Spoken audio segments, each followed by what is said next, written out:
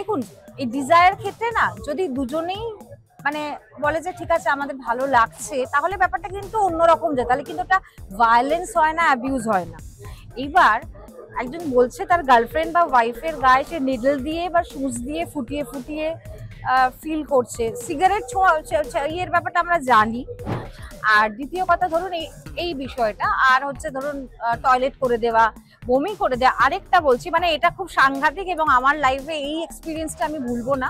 স্পামটা বাটিতে রেখে দিয়ে পরের দিন ওয়াইফকে খাওয়ানো। আমার আমার কাজটাই হচ্ছে যে সমাজে অ্যাওয়্যার করা, মানে আমার তো অ্যাওয়ারনেস ও পার্ট একটা কাজে সোসাইটিতে। যদি আমি অ্যাওয়্যারই না করলাম, শুধু টাকা নিয়ে গেলাম, ফিজ নিয়ে গেলাম, কাউন্সিলিং করলাম, তাহলে আমার কাজের আর কোনো মূল্য থাকবে না।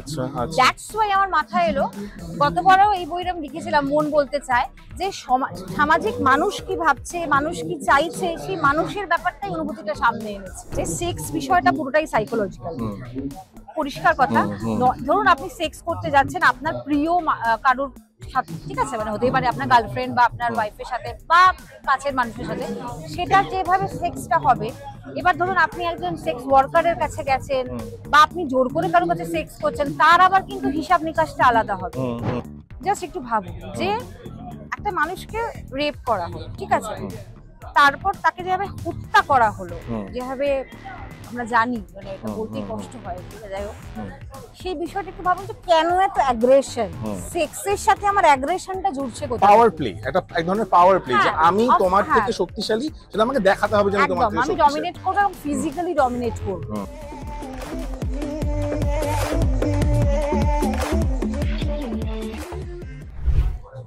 Hello and welcome to Dent. আজকে আমরা বইমেলা একটা পডকাস্ট নিয়ে চলে এসেছি, এন্ড আমাদের সঙ্গে আছে Sumana Bagchi. Ma'am is a psychologist, and ম্যামের এই বছর বইমেলা একটা না দুটো বই রিলিজ করেছে। তার মধ্যে একটা হচ্ছে sex, secret and desire, and আরেকটা ম্যাম বইয়ের নাম ম্যাম হিটলারের সম্বন্ধে লেখা এক আত্মগামী মানুষের মনস্তত্ত্ব। ম্যাম হিটলারের সম্বন্ধে ডিরেক্ট লিখছেন আপনি, মানে আচ্ছা ম্যাম, যে প্রশ্নটা প্রথম আমার থাকবে যে what sparked your interest in writing, মানে লেখাতে আপনার ইন্টারেস্টটা আপনার মানে কি থেকে স্পার্ক হলো, বা আপনি কবে থেকে লিখছেন বা লিখতে আপনার ভালো লাগে? খুব ছোটবেলার কথা বলতে হয়। আমাদের মানে হাতেখড়ি হয়, যেমন ভাবনার হাতেখড়ি গুলো ছোটবেলায় হয়, এটা পরিবার মানে পরিবারের জন্যই হয়। তো আমার দাদু ঠাকুমা আর বাবা এই গল্প লেখা বা গল্প বলার বিষয়ে তারা আমাকে অনেক উদ্বুদ্ধ করেছেন, এবং ছোটবেলা থেকেই ছোট ছোট করে লেখাটা আমি শুরু করি। এবং নানা রকম ব্যাপার, মানে ঠাকুমার কাছ থেকে অনেক ভূতের গল্প জানতে পারতাম। আর দাদু একটু অন্যরকম মানুষ ছিলেন, উনি পুলিশেও ছিলেন। তো দাদুর যে লেখাগুলো, দাদুর সাইকোলজির উপর অনেক বই ছিল, ডিজায়ারের অনেক উপর বই ছিল। পরবর্তীকালে বইগুলো মিস হয়ে যায়, তবে মা আমায় বলতেন যে তোমার দাদুও এগুলো নিয়ে পড়াশোনা করতেন। নানা রকম গল্প নিয়ে আমার ছোটবেলাটা লেখার যে মানে প্রভাবটা পড়েছে তাদের জন্য। আচ্ছা ম্যাম, আপনি বললেন ডিজায়ার ওয়ার্ডটা আপনি ইউজ করলেন, এবং আপনার বইটার নামও sex, secret and desire. Ma'am desire কথাটার এক্সাক্ট মানে কি, এবং ডিজায়ার কি সবসময় সেক্স রিলেটেড থাকতে হয়, নাকি ডিজায়ারের আলাদা কোনো মানে আছে? মানে আমরা যেটা বুঝি ডিজায়ার মানে একটা সঙ্গে সেক্সুয়াল কিছু কনোটেশন জড়িয়ে থাকবে, নাকি ডিজায়ার সেক্স ছাড়াও কিছু ডিজায়ার হতে পারে? ডিজায়ার শব্দের অর্থ যদি আমরা দেখি তাহলে ইচ্ছা। তো এবার ডিজায়ার প্রবল ইচ্ছা, এবং তার মধ্যে একটা বেশ গোপন সত্তা আছে, একটা গোপন অনুভূতি আছে। এবার আমি সেক্সটাকে যদি অ্যাড করি, আমাদের সমাজে সেক্স মানেই হচ্ছে সোশ্যাল ট্যাবু, বাবা এই নিয়ে কথা বলা যাবে না, কিন্তু আপনি যদি দেখেন প্রত্যেকের মধ্যে ডিজায়ারটা আছে। সেক্স অ্যাক্ট যেভাবে হবে বা সেক্সুয়ালিটি, এগুলোর একটা কিন্তু ডিজায়ার পার্ট থাকে। এবং যেহেতু আমি কাউন্সিলিং করি এবং ক্লায়েন্ট মিট করি, তো তাদের ক্ষেত্রে ডিজায়ার গুলো শুনতে হয়, বিকজ আমি থার্ড পার্সন, তারা ওপেনলি বলতে পারে। সেক্ষেত্রে আমি দেখেছি ডিজায়ার বিষয়টা যে মানে একটা বেশ চরম অনুভূতি এবং ভীষণ গোপন সত্তা, যেটা মানে যেন আমার মানে অনুভূতিকে পূর্ণতা দেয়। ডিজায়ার অর্থ কিন্তু এক্ষেত্রে এটাই, মানে আমার বইয়ের যে ব্যাপারটাতে আমি সেক্স ডিজায়ার শব্দটা ইউজ করেছি, সেই অনুভূতিটা ব্যক্ত করার বিষয়টাই কিন্তু এখানে, যেটা সমাজে চলে না, সমাজে উচ্চারণ করা যায় না। হ্যাঁ, এবং আমি এটাই বলতাম যে আপনি আপনার বইটার ডিরেক্ট নাম রাখলেন sex, secret and desire. Sex is taboo in India, মানে এখানে প্রচন্ড ট্যাবু, এবং এই টপিকটা নিয়ে কথা বলতে কেউ ভালোবাসে না খুব একটা। So আপনি যে মানে আপনি যে ডিরেক্ট নামটা দিয়ে দিলেন একদম বইটার নামে, তো এটা এখানে আপনার মনে হলো না যে আপনি যদি কোনো মানে ব্যাকল্যাশ খান, কিংবা যদি মানুষজন বলে যে ভাই কি বই লিখেছে, এরা তো কোনো ফালতু একটা বই সেক্স ফেক্স লিখে দিচ্ছে, মানে যেটা হয় সাধারণত অবশ্যই। মানুষজন যেভাবে বলে, ঠিক, তো ঠিক। এটা আপনি একবার এটা কি মাথায় এসেছিল নাকি আপনি মাথায় আনেনি না আপনার যেটা? আমি এটাকে জাস্ট পাত্তা দিইনি, হুম, বিকজ আমার মানুষ নিয়ে কাজ। হুম, আমি একজন সাইকোলজিস্ট, হুম, হুম, ডাইরেক্ট মানুষের সাথে কাজ, ডাইরেক্ট মনের সাথে কাজ। হুম। এইবার যদি আমি এত লুকোছাপা করে কিছু লিখি, হুম, তাহলে আমার সত্যিটা কিছু থাকবে না। মানে আমার কিন্তু গল্পে সব চরিত্র কাল্পনিক না, হুম। সব চরিত্র বাস্তব। হুম, সেক্ষেত্রে আমার লেখাটা যেটা আপনারা যদি পড়েন, হুম। তাহলে বুঝতে পারবেন যে এক একটা মানুষের অনুভূতিগুলো আমি ব্যক্ত করেছি। এবং আমার কাজটাই হচ্ছে যে সমাজে অ্যাওয়্যার করা, মানে আমার তো অ্যাওয়ারনেস ও পার্ট একটা কাজে সোসাইটিতে। যদি আমি অ্যাওয়্যারই না করলাম, শুধু টাকা নিয়ে গেলাম, ফিজ নিয়ে গেলাম, কাউন্সিলিং করলাম, তাহলে আমার কাজের আর কোনো মূল্য থাকলো না। আচ্ছা আচ্ছা। দ্যাটস ওয়াই আমার মাথায় এলো, গতবারও এই বইটা আমি লিখেছিলাম মন বলতে চায়, যে সামাজিক মানুষ কি ভাবছে, মানুষ কি চাইছে, সেই মানুষের ব্যাপারটাই অনুভূতিটা সামনে এনেছি। হুম। এখানে লুকোছাপার কোনো ব্যাপার না। আর যদি কারোর প্রশ্ন থাকে আমি উত্তর দিতে পারি, তাতে আমার সমস্যা নেই। হ্যাঁ, আমি যখন দোকানের ভেতর ছিলাম তখন একটা টপিক দেখলাম এখানে, নেক্রোফিলিয়া। বা আমার নেক্রোফিলিয়া সম্বন্ধে মানে আপনি নেক্রোফিলিয়াতে মানে কি লিখেছেন এখানে যদি একটু বলেন, কারণ একটা টপিক দেখলাম নেক্রোফিলিয়া টপিকটা শুনে একটা ডার্ক টপিক আমাদের মনে হয়। সো আপনি এক্স্যাক্টলি এখানে মানে নেক্রোফিলিয়া সম্বন্ধে কি লিখেছেন যদি একটুখানি এটা বলেন, বিকজ দেখে আমি একটুখানি ছিটকে গেলাম যে ওকে, নেক্রোফিলিয়া নিয়ে বাংলায় লেখা হচ্ছে, এটা আর কি হ্যাঁ। হয় না। ইংলিশে হয়তো অনেক কাজ হয়ে গেছে, অনেক অনেক সিনেমা কাজ অনেক হয়ে গেছে, কিন্তু বাংলায় এইভাবে বইমেলা বেরোচ্ছে নেক্রোফিলিয়া নিয়ে লেখা, এটা যদি একটু বলেন আপনি হ্যাঁ। নেক্রোফিলিয়া নিয়ে কি লিখেছেন। নেক্রোফিলি একটা, ওই যে বললাম, গোপন অনুভূতি এবং চরম অনুভূতি। রাইট। বিষয়টা খুব মানে একটু বিতর্কিত। হুম হুম, খুবই একজন- বিতর্কিত। একটা শবদেহ যখন মানে একদম ঠান্ডা হয়ে যায়, Right. হ্যাঁ, মরে যাওয়ার পর তার বিভিন্ন কয়েক ঘন্টা বাদে তার শরীর আস্তে ঠান্ডা হয়ে যাচ্ছে, শক্ত হয়ে যাচ্ছে, তার সাথে সেক্স করার অনুভূতিটা একদম অন্যরকম। এবং এখানে যারা করেছে তাদেরকে মানে বিশেষত আমি দেখবেন ওখানে যেটা আমি লিখেছি, মানে যারা ডোম বা ধরুন যারা লাশ কাটা ঘরে থাকে, রাইট রাইট। তাদের অনুভূতিটা মানে একটা সুন্দর মেয়ে, সে মারা গেছে, সুইসাইড করেছে কি যাই হয়েছে, কিন্তু তার শরীরের প্রত্যেকটা অনুভূতি নেওয়া, গ্রহণ করা, সেটা কিন্তু একটা অন্যরকম মানে ডিজায়ার বলতে পারে। মানে আমরা নেক্রোফিলিয়া কিন্তু এরকম অনেক ইনস্টেন্স পাই যেখানে কবর দেওয়া হয়েছে, এন্ড দেন কবর থেকে তুলে এনে তার সঙ্গে আবার দে আর হ্যাভিং সেক্সুয়াল ইন্টারকোর্স, সেটাও কিন্তু হচ্ছে। এবং একদম। আমার কথা হচ্ছে গিয়ে মানে শুধুমাত্র এ নয় যে মানে 3-4 ঘন্টা ঠান্ডা হয়ে গেছে মানে বডিটা কোন ডিকে হয়, ডিকে ওয়ালা বডির সঙ্গে মানুষজন হ্যাঁ, করেছে, এরকম কিন্তু দেখা হ্যাঁ, গেছে। একদম। পুরোটাই ডিজায়ার ব্যাপার, সাইকোলজিক্যাল একটা ব্যাপার আছে। সেক্স বিষয়টা পুরোটাই সাইকোলজিক্যাল, পরিষ্কার কথা। ধরুন আপনি সেক্স করতে যাচ্ছেন আপনার প্রিয় কারোর সাথে, ঠিক আছে, মানে হতেই পারে আপনার গার্লফ্রেন্ড বা আপনার ওয়াইফের সাথে বা কাছের মানুষের সাথে, সেটা যেভাবে সেক্সটা হবে। এবার ধরুন আপনি একজন সেক্স ওয়ার্কারের কাছে গেছেন বা আপনি জোর করে কারোর কাছে সেক্স করছেন, তার আবার কিন্তু হিসাব নিকাশটা আলাদা হবে, বুঝতে পেরেছেন? তো বিষয়টা এরকমই দাঁড়ায় যখন মানে আমার ডিজায়ার, আমার ওই ঠান্ডা শরীর, হয়তো ওই পচা গন্ধটা বেরোচ্ছে, সেটাও আমার ম্যাটার করে না, আমার ওই ডিজায়ারটা, আমার ওটাই ভালো লাগছে বিকজ হ্যাঁ। ওর সাইকোলজিটা এইভাবেই কাজ করে হ্যাঁ actually। হ্যাঁ, মানে এটা বিভিন্ন রকমের, মানে বলতে পারি যে শবদেহের মুখ ফাঁক করে তাতেও হ্যাঁ, বেশ হ্যাঁ, করা, মানে হ্যাঁ, সাংঘাতিক ব্যাপার, সাংঘাতিক ব্যাপার। সাংঘাতিক মানে বিষয়টা। আচ্ছা ম্যাম, মানে আমি জানতে চাই যে মানে আউট অফ অল টপিকস, অনেক টপিক আছে পৃথিবীতে, why did you choose this? এই টপিকটা লিখতে মানে মনে হলো কেন যে এইটা নিয়ে বলা দরকার, এইটা কেন মনে হলো আপনার যে মানে ওয়াই দিস, মানে বিইং আ সাইকোলজিস্ট কি এটা আপনার ফিল হয়েছে যে এটা নিয়ে কথা বলাটা প্রয়োজন অনেক বেশি, কারণ সেটার একটা ওই মানে ডমিনো এফেক্টে অনেক কিছু খারাপ হয়ে যাচ্ছে মানে পরবর্তীটা, সেটা আমরা বুঝতে পারছি না, সেই জন্য কি এটা নাকি do you have something else in your mind? ছোটবেলা থেকে যে আমরা মেয়েদের, মানে আমি এখন সোসাইটিতে কখনোই বায়াসড হব না, বিকজ আমার নিজেরই ছেলে আছে। তো আমি মনে করি যে মেয়ে হিসাবে অনেক অনুভূতি আমরা কিন্তু পেয়েছি, গ্রহণ করেছি। এখানে আমার ঠাকুমা আমার এক গল্প বলেছিলেন, আমি জাস্ট উল্লেখ করি। একটি কুকুরের সাথে একজন মহিলা সেক্সুয়াল অ্যাক্ট, যেটাকে আমরা সোসাইটিতে বিয়ে করি, কিন্তু আমার ঠাম্মা কত বছর আগে আমার গল্পটা বলে, তখন একদম ছোট। বিষয়টা হলো সেক্স মানেই লোকানো হবে কেন? আমি কিন্তু খুব ওপেনলি সেক্স বিষয়টা আলোচনা করা পছন্দ করি, কারণ হচ্ছে কার মনে কি আছে। ইভেন আমার ছেলের সাথে কিন্তু আমার কমিউনিকেশন হয়েছে, যখন ও দেখছি পিউবার্টি হিট করছে, তখন ওর সাথে আমার কথা বলা দরকার, আমি কথা বলেছি, ওর বন্ধুদের সাথে কথা বলেছি।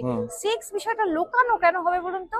সব থেকে আকর্ষণীয় বিষয়, আপনি গুগল সার্চ করুন, দেখতে পারবেন কত লোক দিনে কি কি দেখছে, কি কি করছে, কত পার্সেন্টেজ আছে। তাহলে বলার সময় আমি আটকে যাব কেন? কারণ খুলিয়ে কথা বলা উচিত। আর সব থেকে বড় কথা আমার যেটা মাথায় হলো, মানে যখন আমি এই বইটা লিখছি, কলকাতায় একটা ক্রাইম ঘটে গেছে, হ্যাঁ অবভিয়াস। আমার মাথার মধ্যে এটাও এলো। আপনি কোন সময় লিখছেন বইটা? বইটা লিখেছিলাম এই বছরেই, ওই অগাস্টের সময়ও চলছে আর কি, আমার চলছে আর কি, তখন মানে র্যাপ আপ করার টাইম, বাট ওই সময়টা আমার চলছে, নানা রকম ভাবনা মাথায় ঢুকছে। তখন আপনি একটু ভেবে দেখুন, জাস্ট একটু ভাবুন যে একটা মানুষকে রেপ করা হলো, ঠিক আছে, তারপর তাকে যেভাবে হত্যা করা হলো, যেভাবে আমরা জানি, মানে এটা বলতেই কষ্ট হয়, ঠিক আছে, যাই হোক, সেই বিষয়টা একটু ভাবুন যে কেন এত অ্যাগ্রেশন, সেক্সের সাথে আমার অ্যাগ্রেশনটা জুড়ছে কোথায়? পাওয়ার প্লে, একটা এক ধরনের পাওয়ার প্লে, যে আমি তোমার থেকে শক্তিশালী, সেটা আমাকে দেখাতে হবে যে আমি তোমার থেকে আমি শক্তিশালী, ডমিনেট করব এবং ফিজিক্যালি ডমিনেট করব, রাইট? এবার এই কথাটাই যদি আপনি সবার মধ্যে বলেন, বা ধরুন এক একটা বয়সে, মানে আমার কাছে 4 বছরের বাচ্চাও কাউন্সিলিং এ এসেছিলেন, তারও সেক্সুয়াল একটা ব্যাপার, তার বাড়িতে যে তাকে দেখতো, সে তাকে অন্যরকম ভাবে প্রভাব বিস্তার করছিল, ওর মনের মধ্যে নানা রকম ভাবনা চিন্তা ঢোকা ছিল। তাহলে এটা তো কোনো বয়স ম্যাটার করছে না।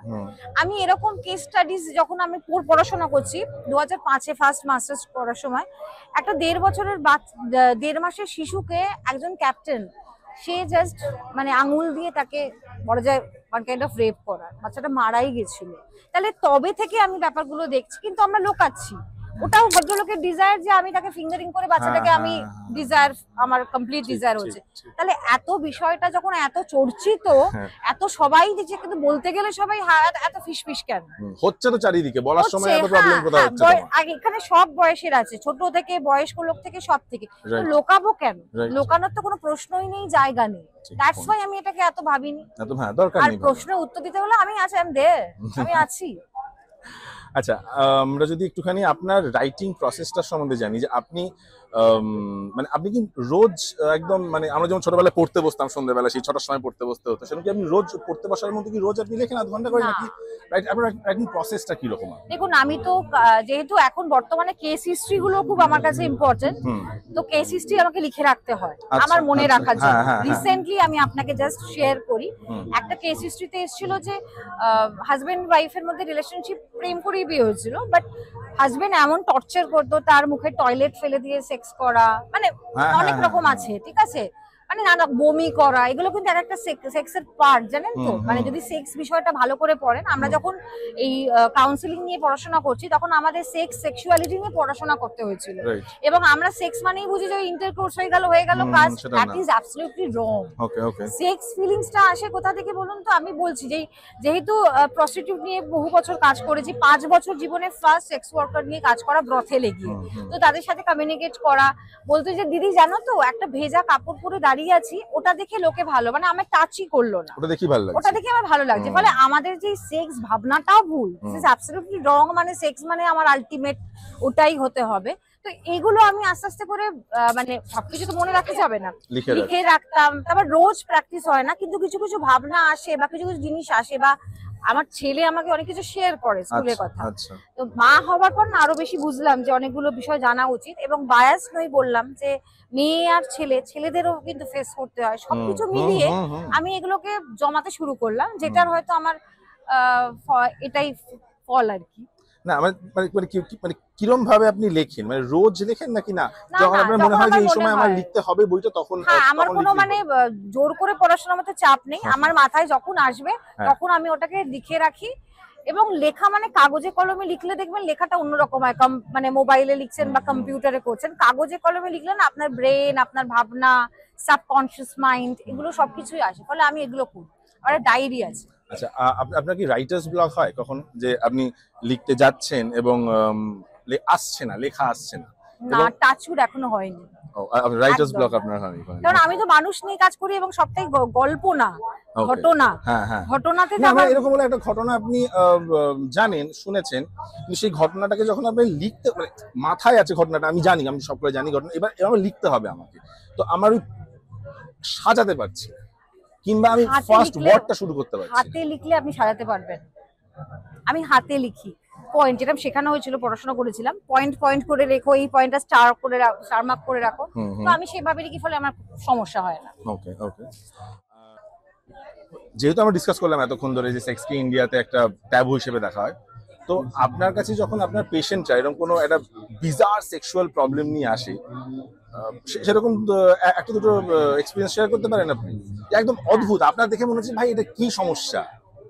হ্যাঁ, এরকম এসছে এবং ডিজায়ার বলছি, প্রবলেমও বলছি। প্রবলেম, হ্যাঁ, এনিথিং। আচ্ছা, ডিজায়ার ক্ষেত্রে একজন 42-43 বছরের ভদ্রলোক এবং তিনি ম্যারিড।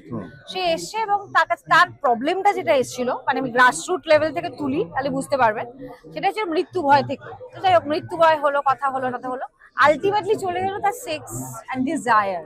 মানে ও 18 বছর বয়স থেকে পাঞ্জাবি মহিলার সাথে কিভাবে করেছেন, আচ্ছা উনি একজন ধরুন বিদেশি মহিলার সাথে কিভাবে করেছেন, কাশ্মীরি মহিলার সাথে কিরকম করেছেন, বডি শেমিং এ যাচ্ছি না, কিন্তু রোগা এবং মোটা, বিশেষ করে নেপালি গরি চামড়ি ওয়ালি বলে ওদেরকে, ওদের সাথে সেক্সে কিরকম ফিলিংস হয়েছে সেটা নিয়ে মানে কথা বলা। তাহলে আলটিমেটলি বুঝলাম যে ও কিন্তু আমার ডিজায়ার শেয়ার করছে। একটু মাথায় রাখবেন, যেহেতু আমি একজন ফিমেল কাউন্সিলর, তো ডিজায়ারটা আমাকে বলেও তার ফুলফিল হলো। এটা বলেও ভালো লাগছিল, এবং সে ফিমেল, এন্ড এটা একটা অন্যরকম ব্যাপার। এটা ধরুন একটা এক্সপেরিয়েন্স হলো। আরেকটা, হ্যাঁ এটা আরেকটা। আর কিছুদিন আগে যেটা বললাম যে মুখে ইউরিন করে দেওয়া, তারপর ভীষণ স্ক্র্যাচ করা। আচ্ছা, বাই দ্য ওয়ে, নিডল দিয়ে বডিতে নিডল, মানে বডি পার্টে, দেখুন এই ডিজায়ার ক্ষেত্রে না, যদি দুজনেই মানে বলে যে ঠিক আছে আমাদের ভালো লাগছে, তাহলে ব্যাপারটা কিন্তু অন্যরকম যায়, তাহলে কিন্তু ওটা ভায়োলেন্স হয় না, অ্যাবিউজ হয় না।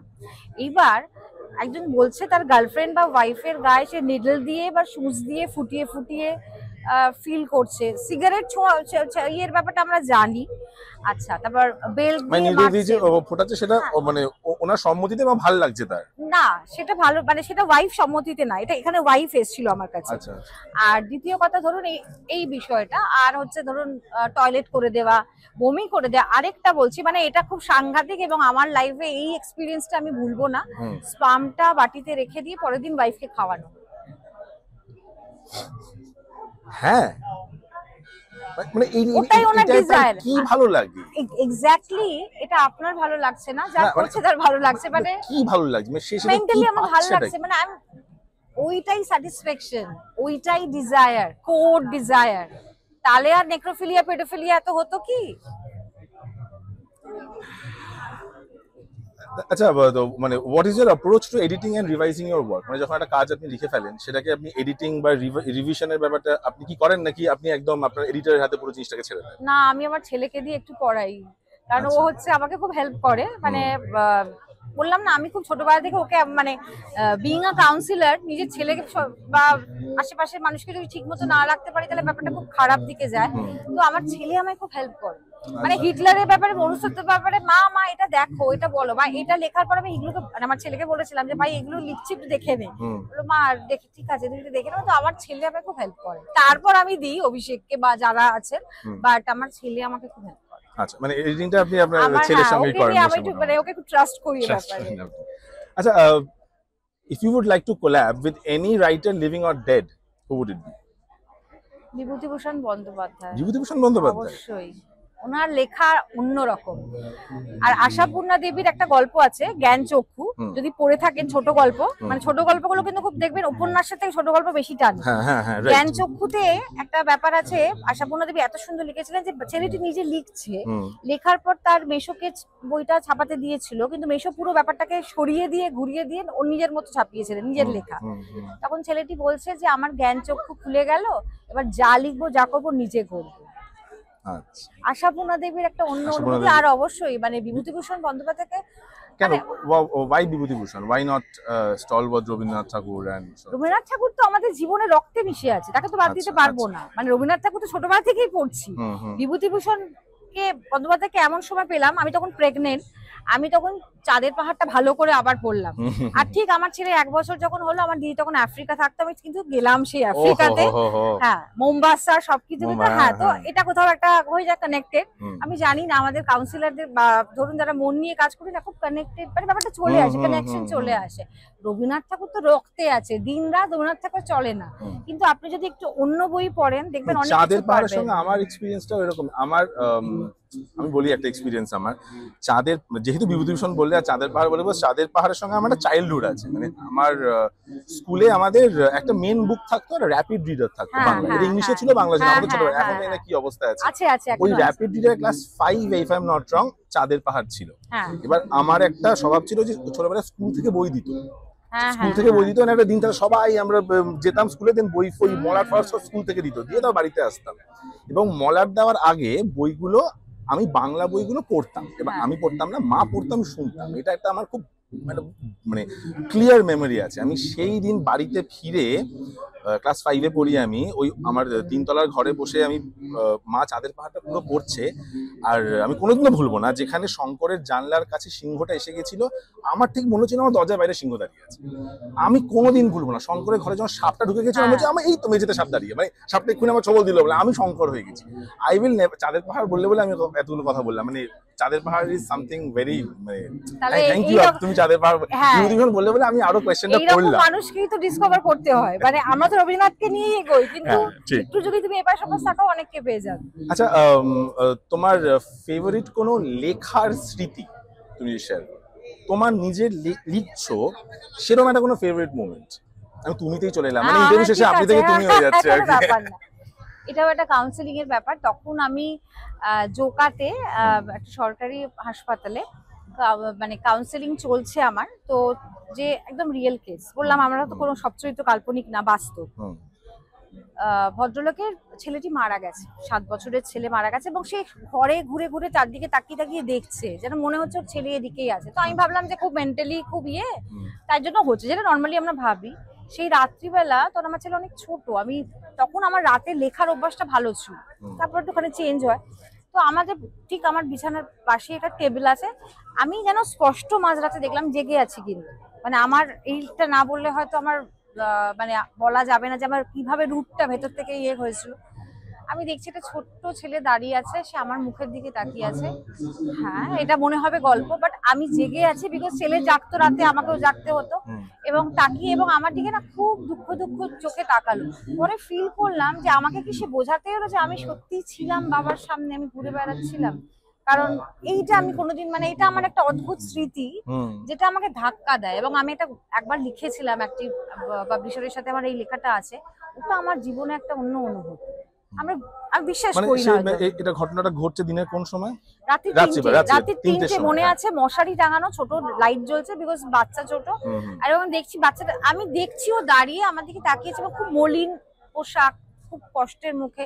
তখন আমার মনের মধ্যে এটা এলো যে ওর বাবাকে সকালবেলা আমি কাউন্সেলিং করলাম, আমি ভাবলাম ছেলেটি হয়তো খুব মেন্টালি ডিপ্রেস বিকজ ছেলে, মানে সন্তান চলে গেছে, তার জন্য কি ওইটা না আমাকে ভীষণ নাড়া দিয়েছে এই ঘটনাটা। সেটা এখনো মনে আছে?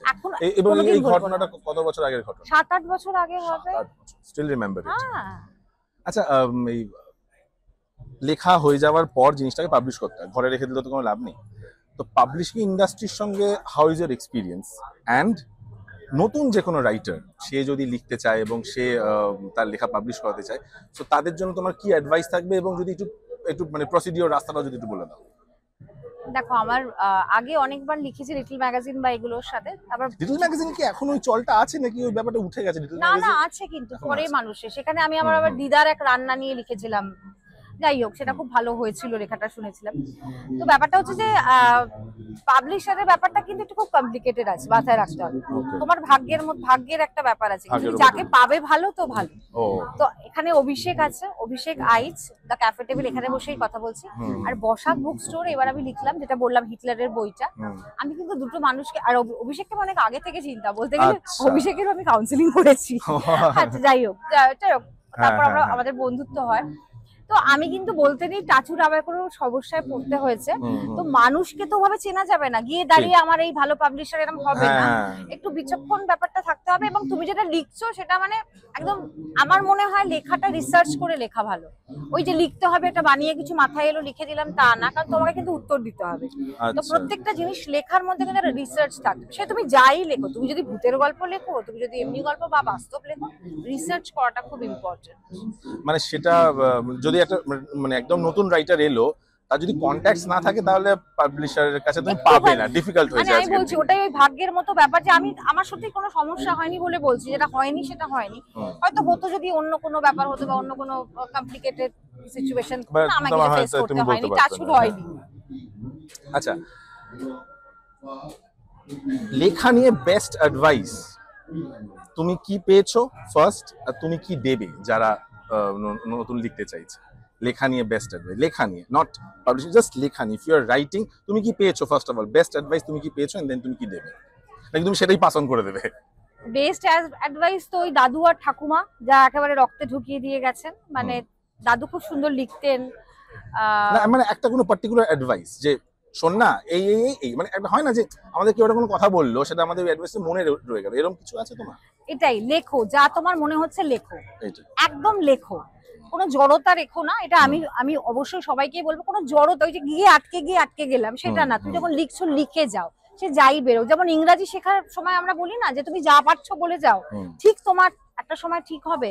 তুমি যেটা তোমার মনে হচ্ছে লিখে যাও। আমাকে এটাই বলা হয়েছিল, লেখো সুমনা, তুমি লেখো, তোমার যা মনে হচ্ছে। আমি অভিষেকের কথাটাই বলছি, এই বইটা লেখার সময় সুমনা তোমার যেটা মনে হচ্ছে বেস্ট তুমি লিখে দাও, তারপর আমি দেখছি। তার মানে আমি যারা নতুন লিখছেন তারা অনেক মানে আজকাল অনেক অ্যাডভান্স ভালো লিখছেন, তাদের কনসেপ্ট ভালো, কন্টেন্ট ভালো, তাদের বলবো লিখে যান, একেবারে ওপেন, যেটা মনে হচ্ছে কোনো আটকাবেন না। এবং যে ঘটনাগুলো বাস্তব বললাম রিসার্চ করে করা, একদম সেটা করতে সেটা করে ঝাঁপিয়ে পড়ুন, ঠিক হয়ে যাবে। আচ্ছা, আমরা মোটামুটি শেষের দিকে চলে এসেছি পডকাস্টটা। তো তুমি একটুখানি অডিয়েন্সদের বলো যে সেক্স সিক্রেট এন্ড ডিজায়ার এই বইটা মানুষজন কিনে কি পাবে, মানে what is the new thing that they will get, মানে নতুন কি পাবে এই বইটা থেকে, যদি একটু বলো। প্রথমে এই বইটা কাকে উৎসর্গ করা যায় আমাকে বলা হয়েছিল, তো আমি যেটা লিখেছিলাম মানুষের জন্য। আচ্ছা, এই বইটা মানুষের জন্য, মানুষের মনের জন্য, মানুষের ভাবনার জন্য, মানুষের অনুভূতির জন্য। এই বইটা পড়ে এমন অনেক কথা যেগুলো আপনি বলতে পারেন না, মনের ভেতরে লুকিয়ে থাকে, অস্বস্তি হয়, কষ্ট হয়, যন্ত্রণা হয়, হয়তো ভুল করে ফেলেন, সেই ভুলটা খুব বড় অন্যায় হয়ে যায়, এর উত্তর এই বইটা। আশা করি বইটা পড়ে ভালো লাগবে, আপনারা অনেক কিছু জানতে পারবেন। এটা আমি আমার অভিজ্ঞতা দিয়ে, আমার কাউন্সেলিং দিয়ে, আমার জীবন দিয়ে বইটা লিখেছি। আশা করি ভালো লাগবে। Thank you. আমরা তাহলে পডকাস্টটা এখানেই শেষ করছি। থ্যাংক ইউ ম্যাম আমাদের পডকাস্টে আসার জন্য এবং সময় দেওয়ার জন্য। Thank you everyone for watching. Please subscribe to Dint Bangla and Dint News. Please download the Dint app. It's a social media platform for news. Place your opinions there, participate in polls and get the instant results. Thank you. Till next time.